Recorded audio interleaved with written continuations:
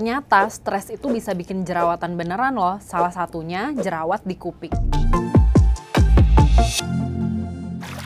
Balik lagi di Skincare 101, kali ini aku mau bahas masih seputar jerawat, tapi kali ini jerawatnya agak out of the box gitu ya. Kalau biasanya di wajah, di jidat, di pipi, kemarin di dagu juga udah bahas tentang beruntusan. Sekarang aku mau bahas tentang jerawat di kuping. Ada nggak sih yang pernah ngalamin? Jadi jerawat di kuping nih yang membedakan adalah dia agak kayak sneak attack gitu ya. Kalau misalkan di muka itu kan kelihatan, terus agak berasa. Nah kalau di telinga itu biasanya cuma rasa ada kayak nyut-nyutan atau pas kesenggol, misalkan lagi pakai headphone atau lagi pakai helm, tiba-tiba kok kayak nyeri gitu ya. Pas dipegang nggak taunya, oh ada kayak bump gitu, kayak ada benjolan. Nah biasanya tuh jerawat yang bentuknya cyst gitu ya, jadi nggak ada matanya. Nah penyebabnya apa sih? Tentunya yang pertama adalah produksi sebum berlebih gitu ya, sama seperti jerawat-jerawat lainnya dan juga ketemu sama bakteri. Nah tapi ada juga nih faktor lainnya yang lebih spesifik, bakterinya itu dari mana sih? Jadi bakterinya bisa dari benda-benda yang emang sering menempel ke telinga gitu. Jadi contohnya kayak kita pakai earphone, terutama yang in-ear yang sampai masuk ke dalam kuping, terus pakai headphone. Nah kalau headphone tuh biasanya suka ada jerawatnya di sekitar tulang yang di belakang telinga gitu. Nah terus ada juga stres. Jadi kenapa sih si stres ini bisa menyebabkan jerawat di kuping? Jadi ketika kita stres, hormon itu jadi nggak balance, balik lagi ke produksi sebum jadi berlebih, jadinya dia tersumbat dan muncullah si jerawat itu. Nah yang terakhir adalah lagi PMS gitu, karena balik lagi pas kita PMS, aktivitas hormon itu nggak balance, dan itu biasanya yang paling sering terjadi. Nah jadi seminggu sebelum mens itu, pas lagi PMS itu biasanya suka muncul jerawat di kuping. Nah itulah aku tahu gitu ya, walaupun tanpa lihat kalender, oh aku bentar lagi mau mens nih gitu. Jadi karena pas itu aktivitas hormonnya lagi nggak balance. Kayak tadi aku bilang, karena jerawat di kuping itu biasanya bentuknya cyst gitu atau nodul, pokoknya nggak ada matanya, dia nggak ada putih-putihnya gitu ya, terus juga nggak kayak ada beras kayak blackhead gitu. Jadinya anti banget deh buat dipegang-pegang atau dipencet-pencet sendiri. Jadi lebih baik tuh dibiarin aja, tapi ada nih cara buat mengatasi dan juga menghindarinya biar nggak muncul.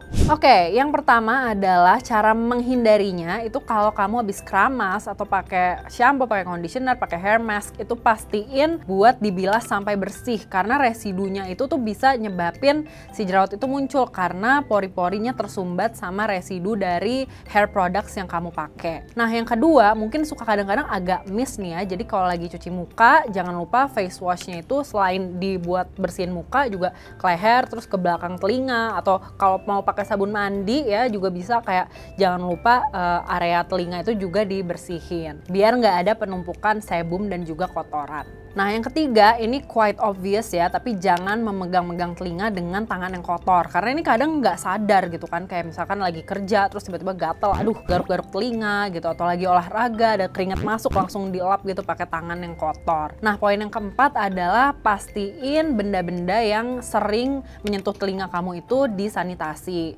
Kayak misalkan nih kalau olahraga suka pakai tadi in-ear gitu ya, atau pakai headphone, kan itu keringet ya, jadi pastiin abis keringetan habis dipakai tuh dibersihin. Terus juga kalau ada yang earphone-nya jatuh gitu kan, habis jatuh langsung dimasukin lagi ke kuping. Nah itu jangan, dibersihin dulu pakai sanitary wipes gitu, jadinya udah bersih baru bisa kamu pakai lagi buat menghindari munculnya jerawat. Nah yang terakhir, treatmentnya gimana? Bisa pakai acne spot treatment biasa yang biasanya kandungannya itu benzoyl peroxide atau juga salicylic acid. Jadi gunanya buat ngebersihin pori-porinya dan juga tentunya mengatasi si bakteri penyebab jerawat. Nah, extra notes nih, jadi kayak tadi aku udah sempet mention di awal, biasanya jerawat di kuping itu nggak ada matanya ya. Jadi hindari banget, jangan sampai dipencet-pencet karena takutnya itu malah jadi luka dan lukanya itu di dalam gitu. Yang malah nanti takutnya jadi bahaya.